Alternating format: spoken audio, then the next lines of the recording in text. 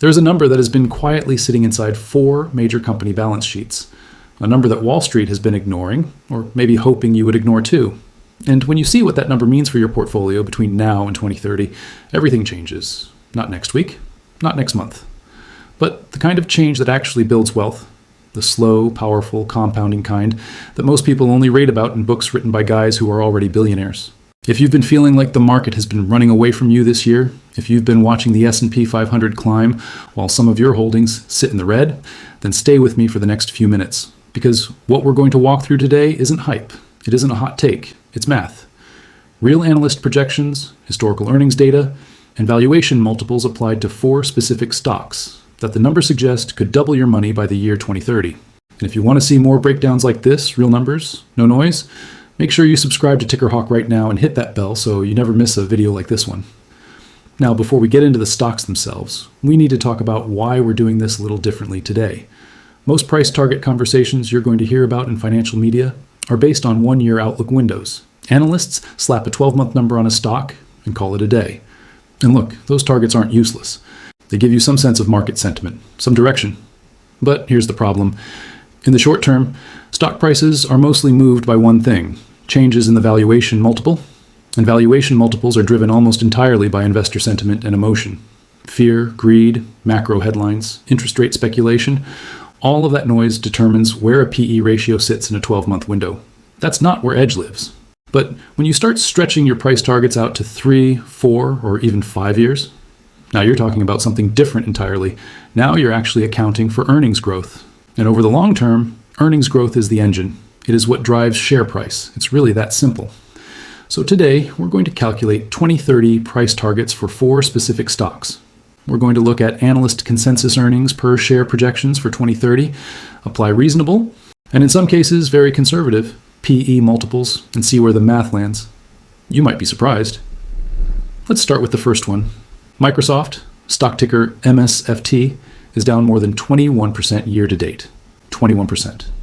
For a company of this size, of this caliber, that is a significant pullback.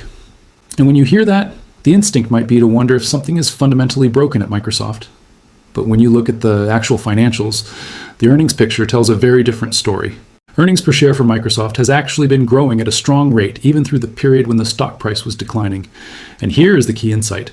When earnings are going up, but the share price is going down, the valuation multiple compresses. That's not a warning sign. That's an opportunity signal.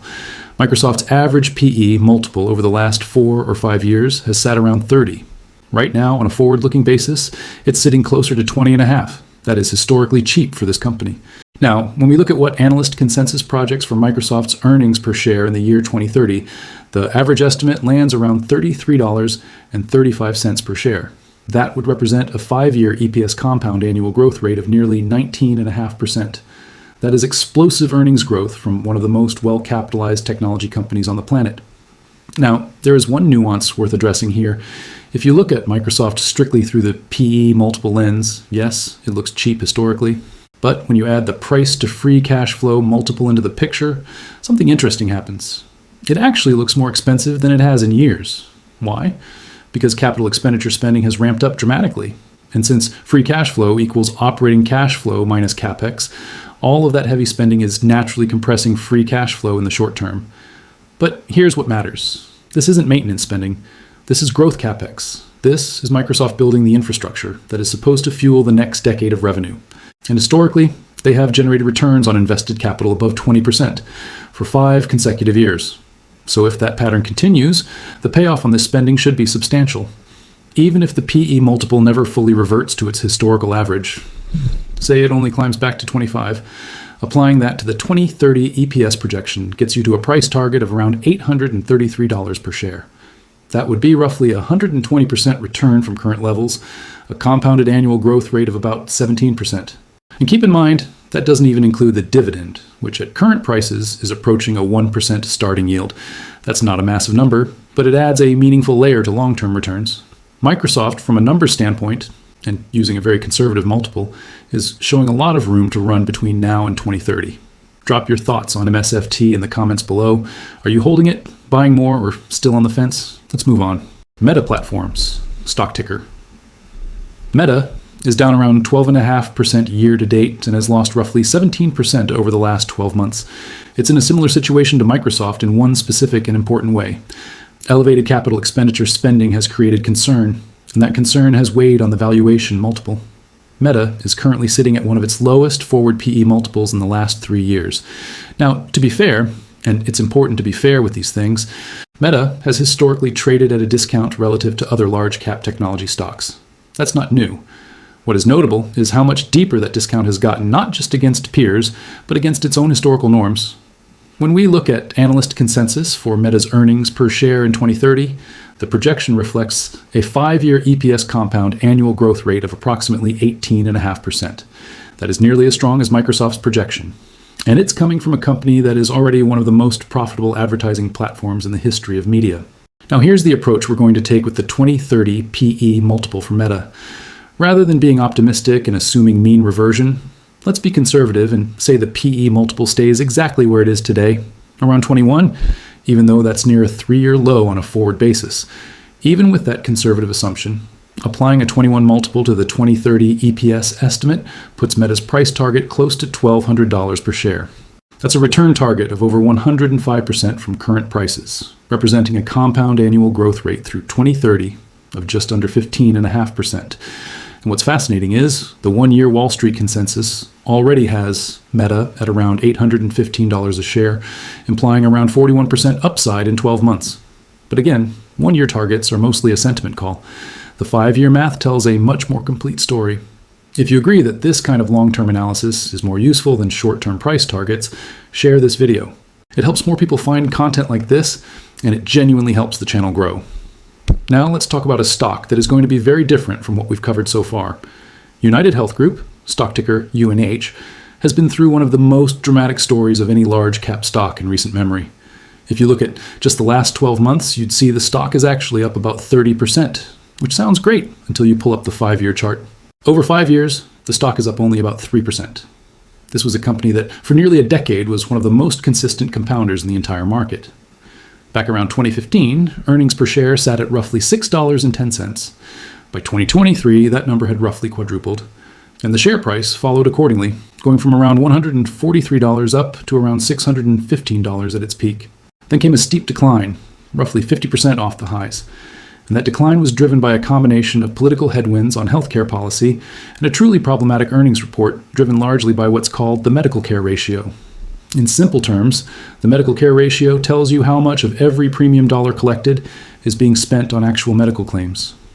In Q1 of 2026, that number was sitting at around 83.9%, which is manageable but still elevated compared to where this company typically operates.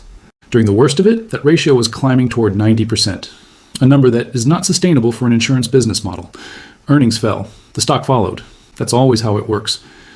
But here's where the 2030 picture gets interesting. Analyst consensus for UNH earnings per share in 2030 projects a 5-year compound annual growth rate of approximately 21%. That's actually faster than both Microsoft and Meta by this measure. The projection comes in around $34.39 per share for 2030. Now, admittedly, even at the 2023 peak, UNH was earning close to $24 per share, so there's still a recovery story embedded in these projections. But if earnings recover and grow at anything close to what analysts are modeling, the return profile is very compelling. Currently, the PE multiple for UNH is actually sitting slightly above its 4-year average, but this makes sense. When earnings decline, the same share price looks more expensive on a PE basis. As earnings recover, that multiple will naturally start to compress, even while the stock price appreciates. If we apply a PE multiple of 25 to the 2030 EPS estimate, which would actually be below the historical 4-year average for this company, we get a price target around $859 per share. That's a 2030 return target of roughly 114%, a compound annual growth rate of about 16.5%. And that still doesn't factor in the dividend. UNH currently offers a starting yield of around 2.25%. Historically, when earnings and free cash flow allowed, the company has grown that dividend at double-digit annual rates. Dividend growth has slowed during this earnings downturn, but if the recovery plays out as projected, dividend growth should accelerate again. That dividend income layer adds real percentage points to the total return outlook. Like the video, if you're finding this useful, It takes 2 seconds, and it genuinely helps this content reach more people who need it. Our fourth and final stock today is the one that may surprise you the most. Accenture, stock ticker ACN, doesn't get a lot of financial media attention. It's not the kind of name that drives social media traffic or generates viral investing takes. But the numbers right now around Accenture are genuinely unusual. The stock has declined approximately 58% over the last 12 months.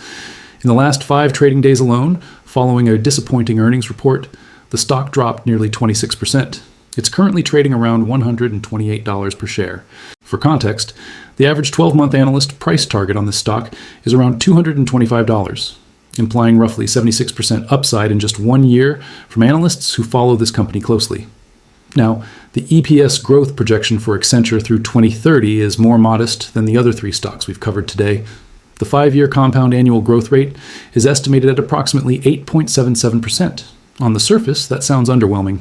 But here is where the setup gets genuinely interesting, and why this might actually be the most compelling opportunity on this list from a pure number standpoint. The current PE multiple for Accenture is sitting around 10.5. The 4-year historical average PE multiple for this company is approximately 26.74.